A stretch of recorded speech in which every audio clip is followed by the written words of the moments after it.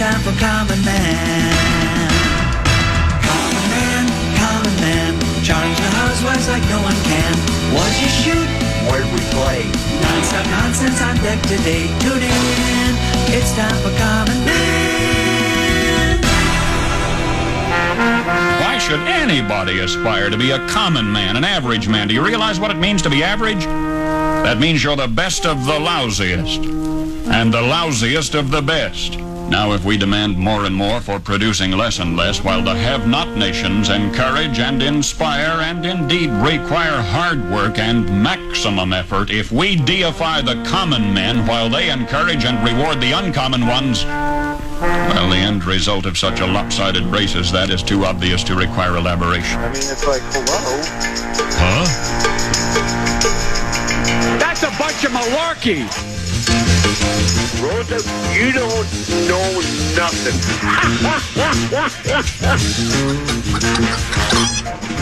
Well done, young man. We'll head to Buffalo, stay on the road. I think the weather, of course, having spent a lot of time in Minnesota, I understand the weather pattern. Pick up the Calcutta Clipper, swings down, swings up, lakefront influence, and out. I think we'll probably have about 45-degree weather, so it will not be a typical October 31st in Buffalo.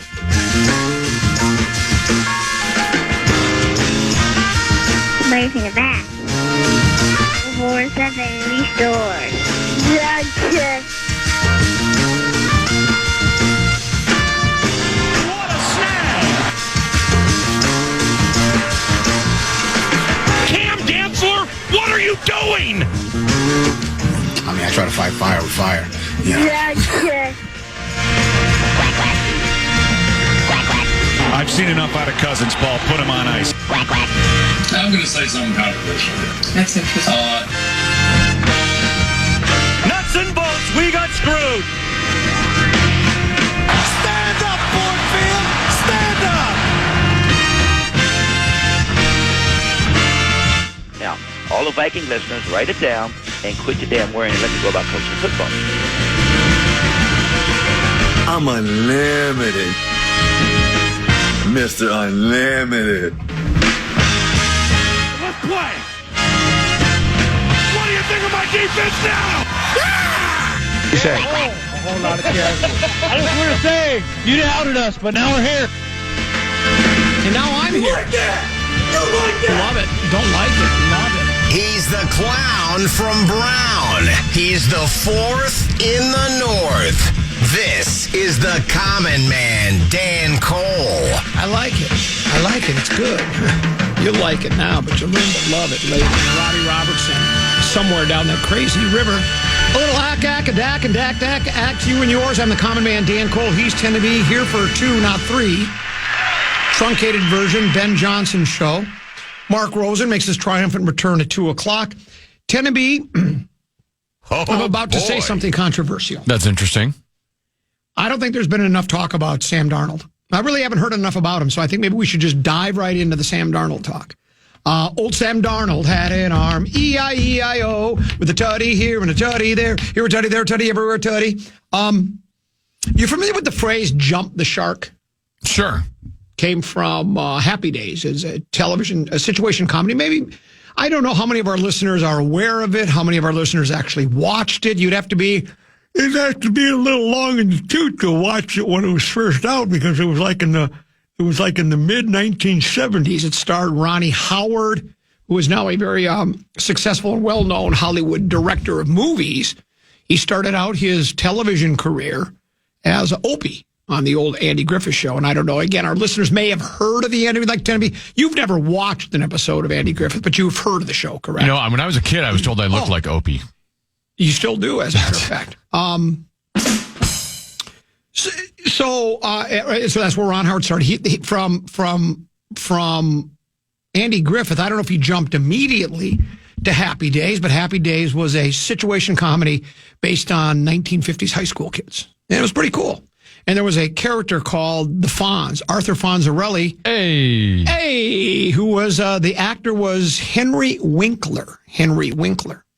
And the Fonz was the guy everybody wanted to be. He was cool. He wore the motorcycle jacket. He was the guy that if he kicked the jukebox, it would start playing. And 3, 4, 5, 6, 7 years, I don't know how long the series lasted, but they were running out of plot ideas, much like I've run out of ideas here on the Common Man program. And we've been on the air since 93, so 31 years. We ran out of ideas probably year 3. But they called it Jump the Shark because they had an episode where Fonzie was water skiing behind a boat. That's what you water ski behind, just in case you didn't know. Sure. And a shark jumps out of the lake, and he jumps over the shark. So it's anytime you've gone too far with something, it's called what? Then that was the end of Happy Days. After that season, they said, well, we obviously got nothing. It's over. So they after that season, they canceled the show. So when you talk about jumping the shark, today I think we jumped the shark on should Sam Darnold be re-signed again when that topic comes up during Gopher Basketball Weekly. You've got It's to be Gopher kidding Basketball me. Weekly. We're talking Sam Darnold. Is everybody talking Sam Darnold everywhere in Minnesota? He might be the only topic out there right now. Old Sam Darnold had an arm, and should we sign? It seems like now, and of course, you and I are ahead of the curve on most of these things. We've been talking about the Sam Darnold. If you want to call it a conundrum, if he continues to play like he does, do you sign him to a long-term deal? It's going to be mighty expensive. And we got J.J. McCarthy sitting there. And then if we spend all that money on Sam Darnold, what in heaven's word, what pray tell? How will we field other players on the team? Because all of our money is, we all know it. You dedicate a lot of, $30 million a year to a quarterback or any position, whatever the position may be. Well, what do you do then? Then you have to take lesser players who are playing at league minimums and such like that to fill out the rest of your roster, and your quarterback better be mighty good at that point. We're going to have a Darnold Dilemma is what you're saying. That's exactly right. But here's my fear. There was a piece today written by Alec Lewis. You know who Alec Lewis is? He writes for The Athletic. The what? The Athletic. Athletic is an online sports page. Michael Russo writes for them. Johnny Krasinski, Dan Hayes, Alec Lewis. Who am I leaving out, Tennessee? I don't want to leave anybody out. Joe Smith. Joe Smith. Who was signed to a secret deal. Who else writes Dan Vikings? Hayes. I said Dan for Hayes. Vikings. Yeah, who else writes? It's Alec Lewis, and don't we? I think John Krasinski kind of contributes sometimes. And we mentioned him. So maybe I've already mentioned all the locals in town. There might be another one or two that I'm not, and I apologize if it didn't include you. But he writes a piece today that says Kevin O'Connell deserving of national press as Vikings continue to ascend. And this has been a discussion you and I have gone back and forth with her, talked about every so often, probably more than we probably should, about the praise that's being heaped on Kevin O'Connell as being the quarterback whisperer. That any quarterback, we even did the bit yesterday. I think some people saw the tongue-in-cheek one, but the tongue-in-cheek bit we did about what if Kevin O'Connell would have been able to work with Christian Ponder, with Gino Torretta, with what were some of the other quarterbacks we came up with? Quarterbacks that were highly drafted bust, highly regarded quarterbacks. Ryan Leafs of the world. Who are these quarterbacks, and what if he would have been able to work with them? And then we just talked about in general about we call it. I now have a new. We have the QBR system and all that. I call this QB. What did I come up with?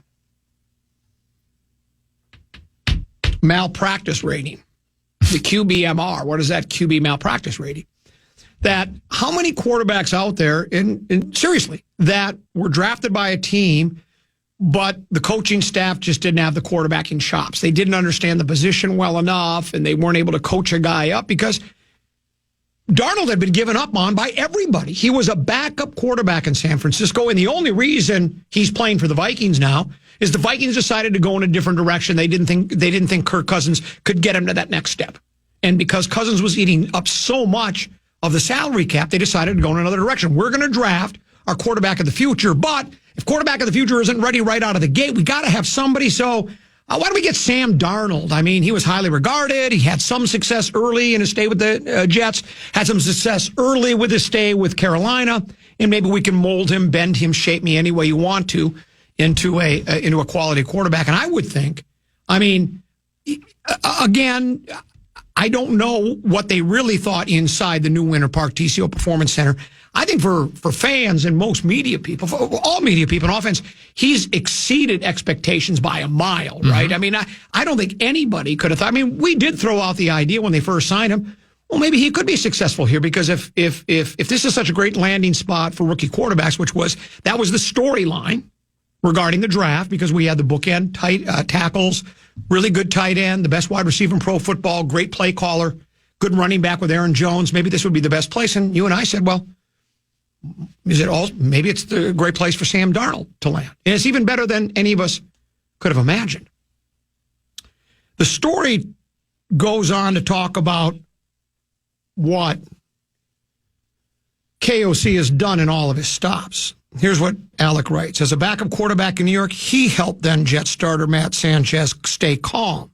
As assistant coach in Cleveland, he garnered the respect of then Browns veteran Josh McCown. O'Connell shepherded Dwayne Haskins' college to pro transition in Washington. He blended the schematic and stylistic preferences of Matthew Stafford and Sean McVay with the LA Rams. In other words, he's the Midas of quarterbacks. Anywhere he goes, whoever he touches turns into gold. I'm not sure I believe it yet. I think people have probably seen through some of my sarcasm there. I'm not suggesting he's not a really good coach, and that his ability to, there is something there about him being able to coach up quarterbacks. But now it's almost getting to the point where it's like, it's legendary. It's like mythical. It's mythical. That's the word. It's like mythical. Like anybody touches is going to be a great quarterback. And that would be my fear, is if they allow Sam Darnold to walk. Let's say, it was the question that JG and Grimm posed to basketball coach Ben Johnson. They wanted his opinion on that. What if he takes you to the Super Bowl, even if you don't win? And I hope a coach doesn't start believing too much that, well, yeah, I mean, he was great. He was one of the best quarterbacks in the league and had MVP votes and helped get us to the big game. But guess what? Doesn't matter. Bring any quarterback. I'll coach that guy to the same thing. That's the danger. That's the danger. And maybe he could. Maybe he could take J.J. McCarthy and build J.J. McCarthy into a great quarterback. But I think you better be careful about all of a sudden saying, well, if we re-sign Sam Darnold, that's an awful lot of money. A lot of people say it's a lot of money, and then we won't be able to fill other positions. I would be careful with that. There are difficult decisions to be made at the new Winter Park at TCO, but of course, there's still a lot of football left to be played, so we shouldn't maybe get ahead of ourselves. Let's go ahead and take a break, come back with more. A little Distat Lat, got a number of other topics to get to here in the Common Man program on the Fan.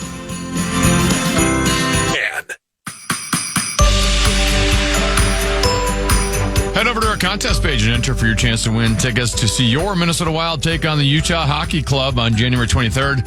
Thanks to Custom One Exteriors, the official home partner of the Minnesota Wild. That's KFAN.com. Keyword contest to enter.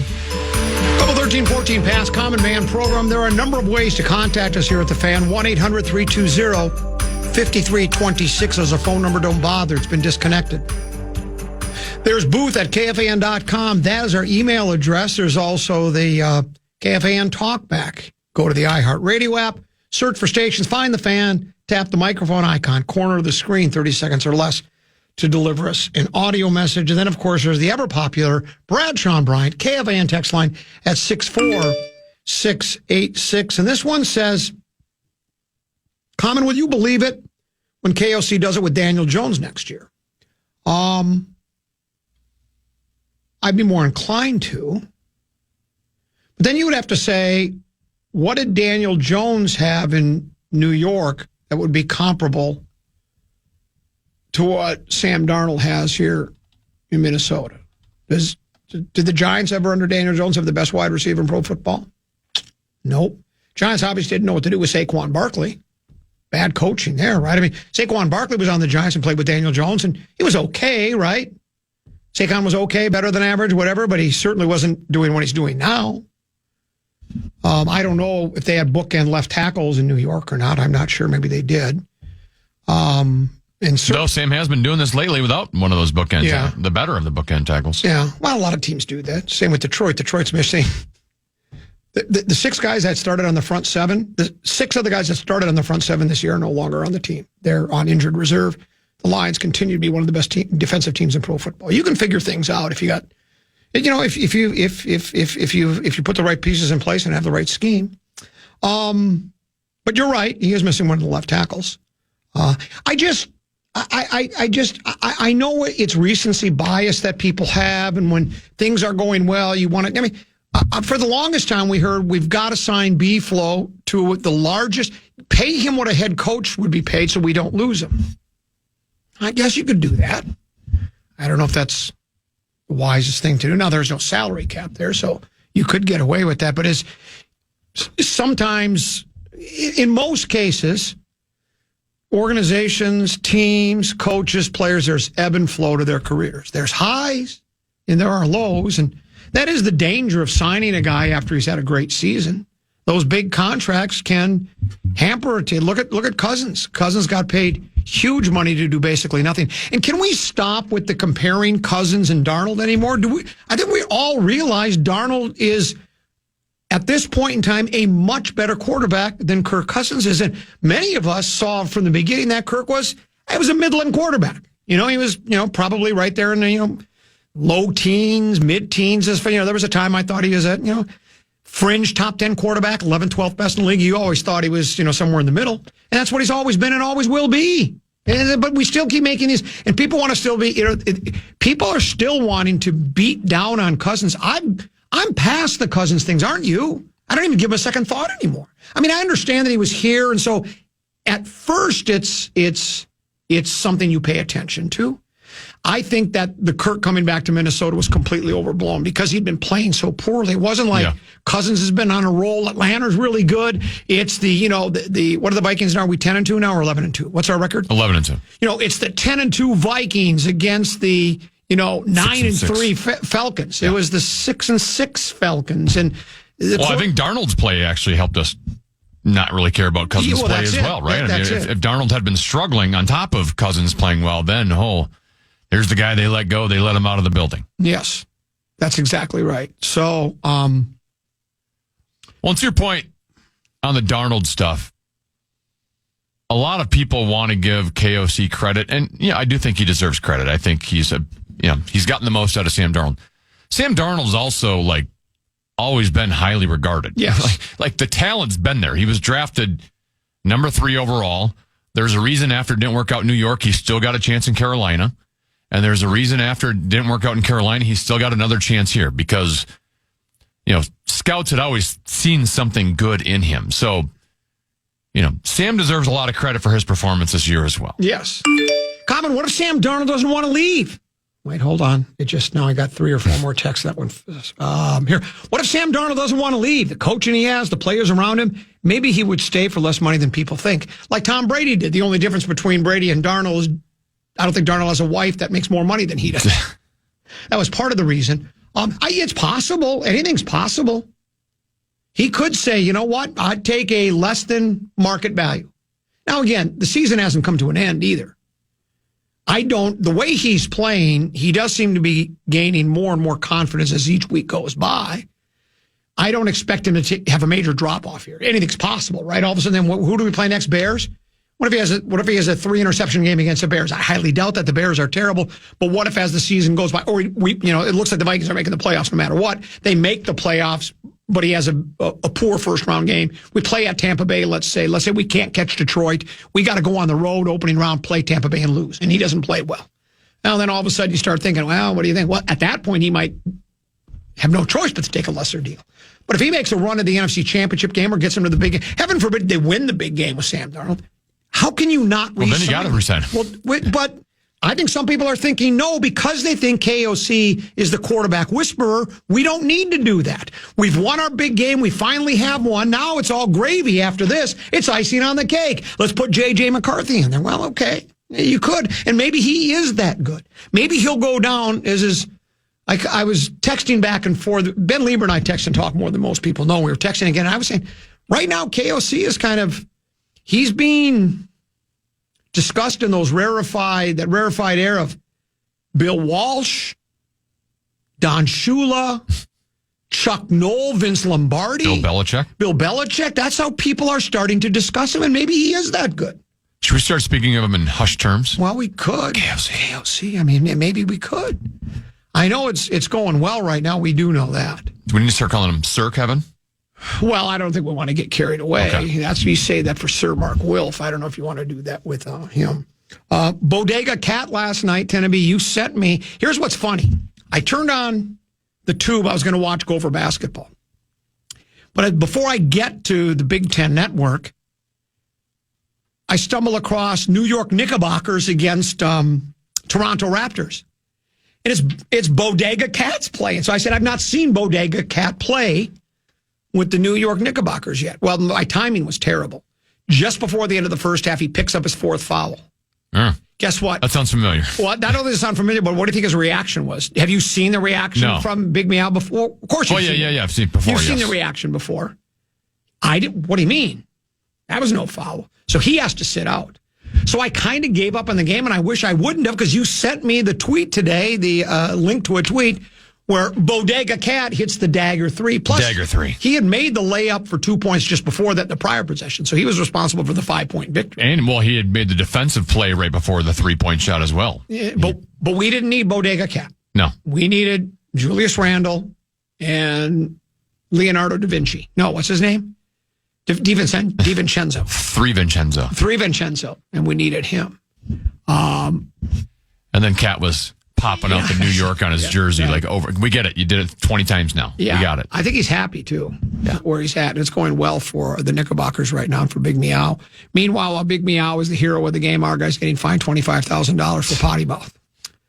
Okay. You've got to be kidding me. Then you sent me another link to a tweet. Buckets wants out, asking for a trade from Miami. Wants to play for a team that has championship aspirations. Are we in that conversation anymore? Well, it doesn't seem like it. But what do you think, Tenny? Would you pursue? Now, again, you're going to have to give up something for him. Miami's going to want, probably young players. I don't know if we have any young players that they're going to really want. I mean, we think a couple of the guys we've drafted have a chance. Probably have to give up some draft picks, which we really don't have. So that do we even have Julius Randle? Well, yeah, Julius Randle. Would you trade Julius Randle for Jimmy Buckets? Oh, yeah. I would. I'll take Jimmy Buckets any day of the week. I think if Jimmy, even though he doesn't play half the time, but if Jimmy Buckets came back to Minnesota, I would say they're the odds-on favorite to win the NBA championship. That's how good I think they could be. I really do. But I don't think it's going to happen. We call it Wild today. Is that correct? Are we doing that right now? We're doing it right now. I figured we would. Tennessee, the Jolly Green Giant himself, with a little update on what's happening over at the Fuse Box. Yeah, this is Wild today. It's brought to you by Jim Beam, the official bourbon of the Minnesota Wild. They're not at the Fuse Box. The Wild are in Salt Lake City tonight for the first time ever as they take on the Utah Hockey Club, formerly of the Arizona Coyotes. Utah has won 2 in a row. After sweeping their road trip through Buffalo and Philadelphia, they have just one regulation loss over their past 6 games. For the Wild, still no Jonas Brodin, Jule Eriksson-Ek, and Matt Zuccarello. They're all out. The Wild did call up defenseman Cameron Crotty yesterday and sent defenseman David Juracek down to Iowa. Utah and Wild tonight. Puck drops at 8:30 p.m. at the Delta Center. You can hear that game right here on The Fan. That was Wild Today, brought to you by Jim Beam, a crowd pleaser since 1795. Fan.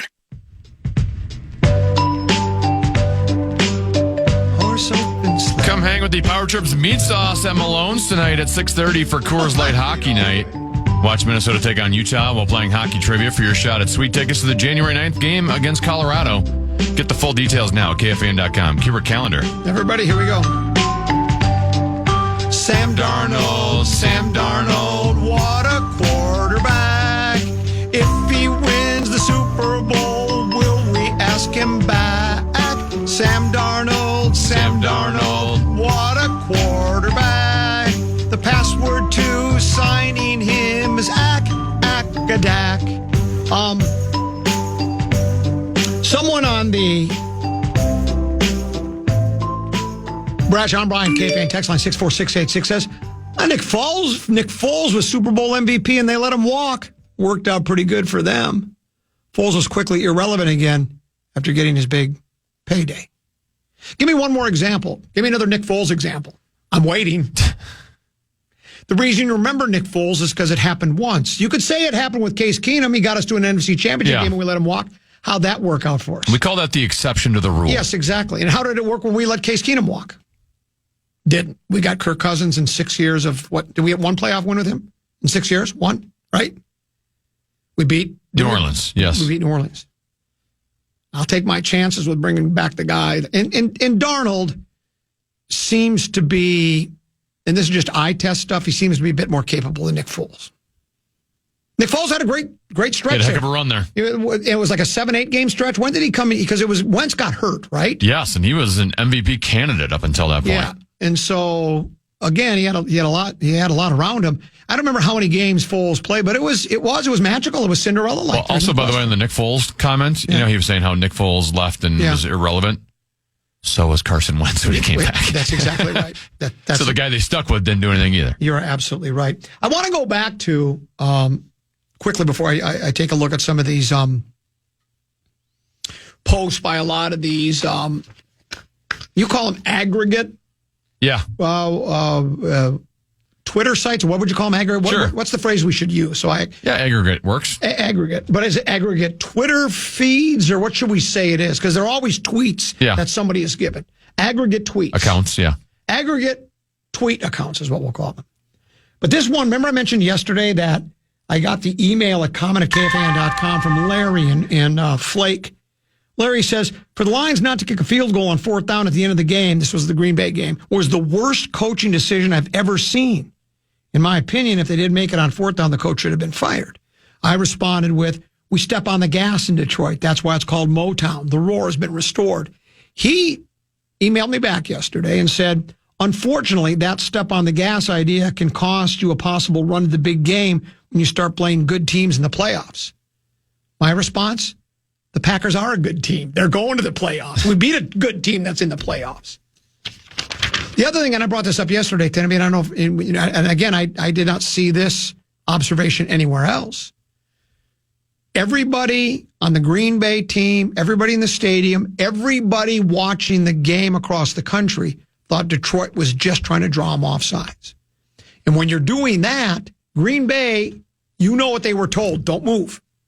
Don't move. So they're not prepared for Detroit to run a play. They don't think Detroit's running. Why do you think Demo got 7 yards on the carry?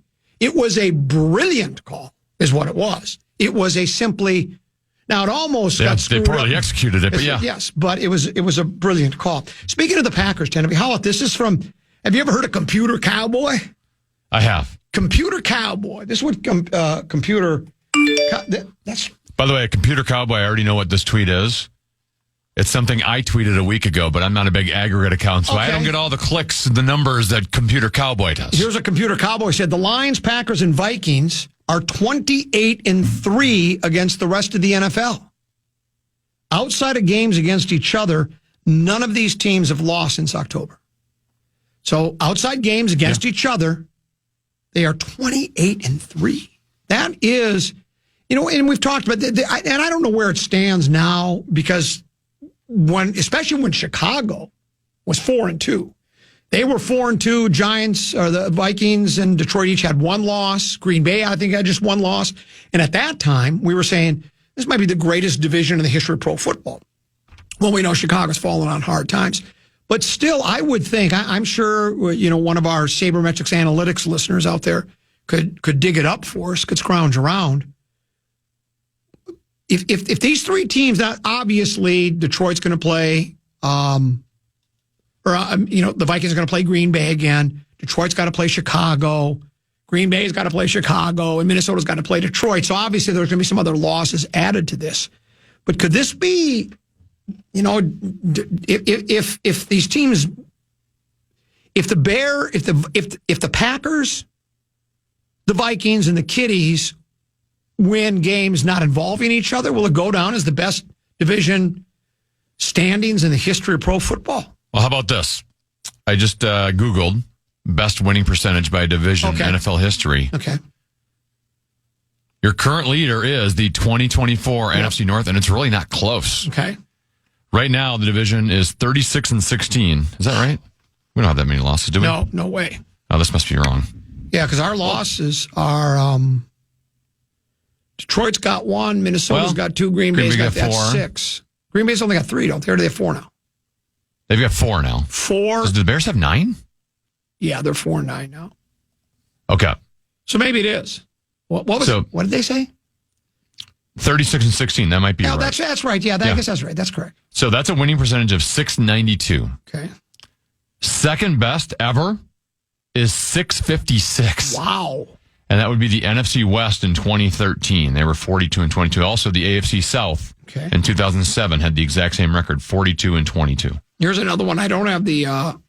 So, yeah, we're on pace for the best division in the history of NFL. Since these were emailed to me, even though they're tweets, I'll use the email center. This one says, this is from NFL on CBS, Tennessee. This season, Sam Darnold has more pass yards than Lamar Jackson.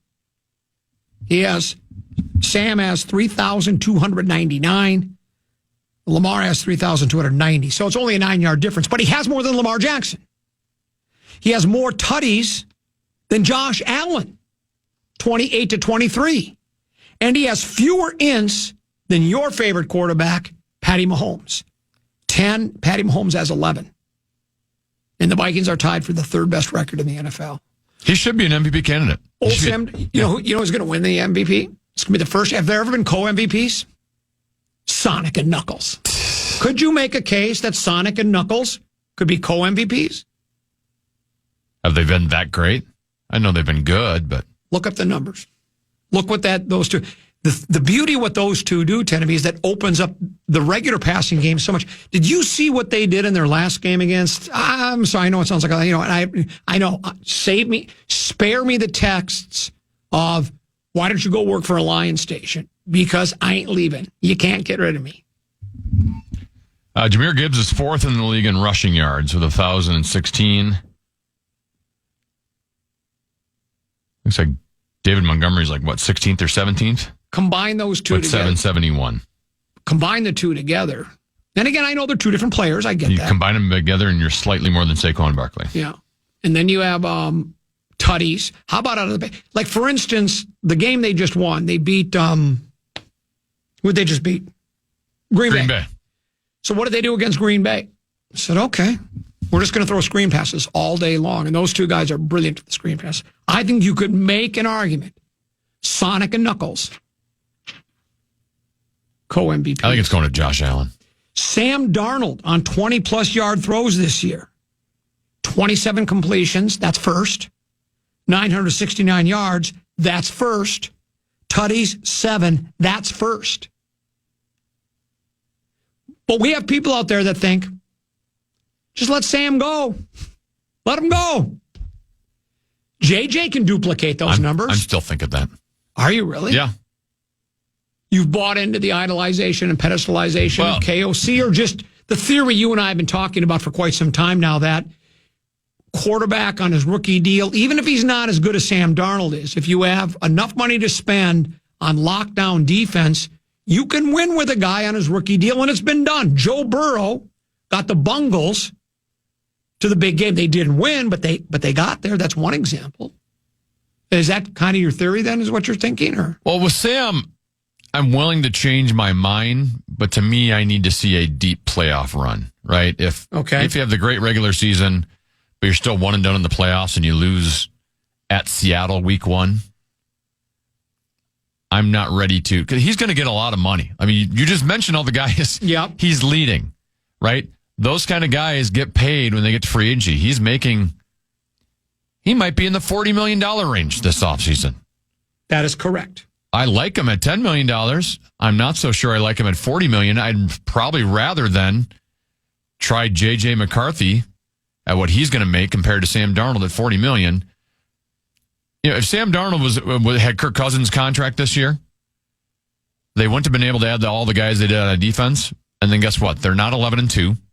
They're still good. They're still above 500. Right. They might be 7-4. Or I guess it would be like 7-5 or 8-4. Right. And I don't know if we're as in love with Sam Darnold as we are with the 11-2. There's been games this year where Sam Darnold has not been that great and the defense has bailed him out. If he's making a lot of money, I don't know if you're going to have the defense to bail him out anymore. Can I bring up the Detroit example again, or do you want me to go work at a Detroit radio station? They're paying Goff a lot of money. Yeah. They got the best. They're right now considered the best team in pro football. And their defense, they have 13 defensive players on IR right now.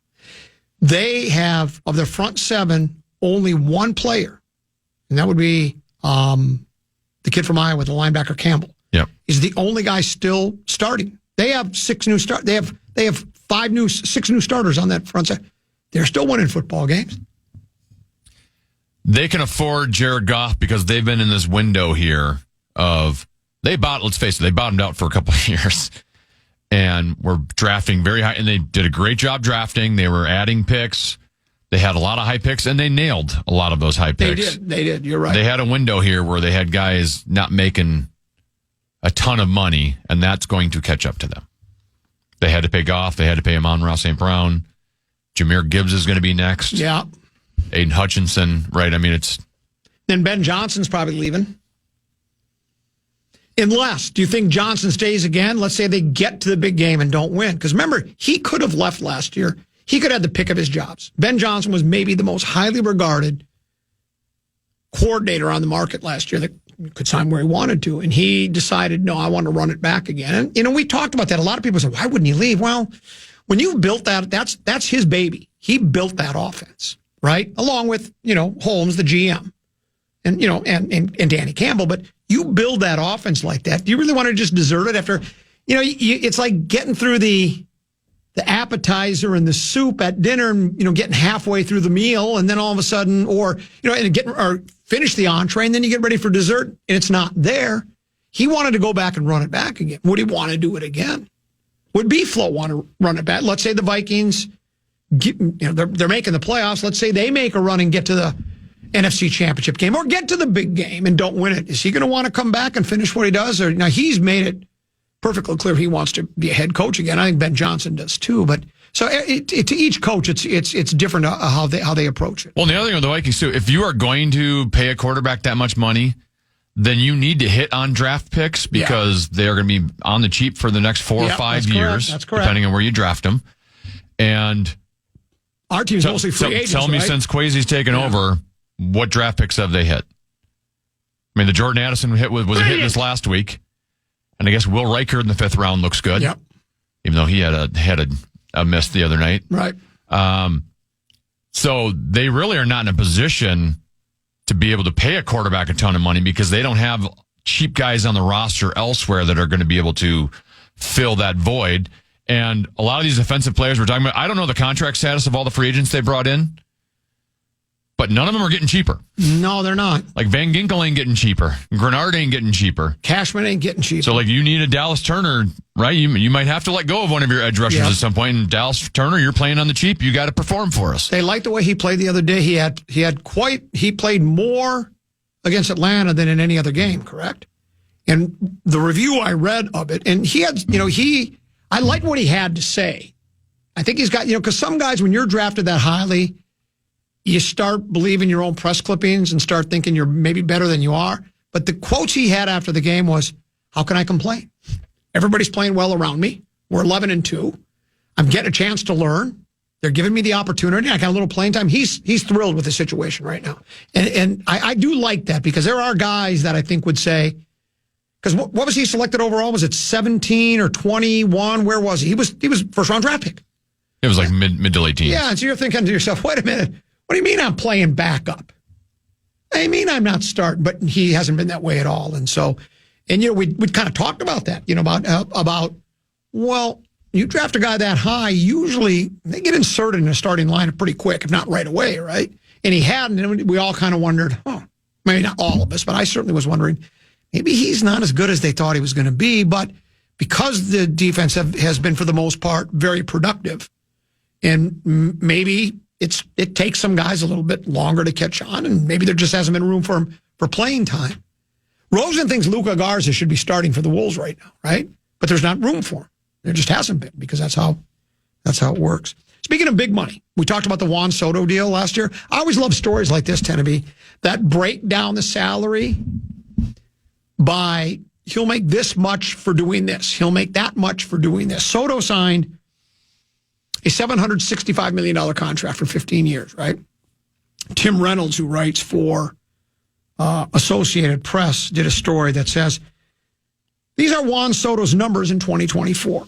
41 home runs, 109 RBIs, and a 288 batting average. I'm glad he did this and didn't do WISP and all that. Because and BOBIP. Yeah, and BOBIP and all that. WAR. Keep doing that over the next 15 years, and he'll be making roughly $1.2 million for every home run,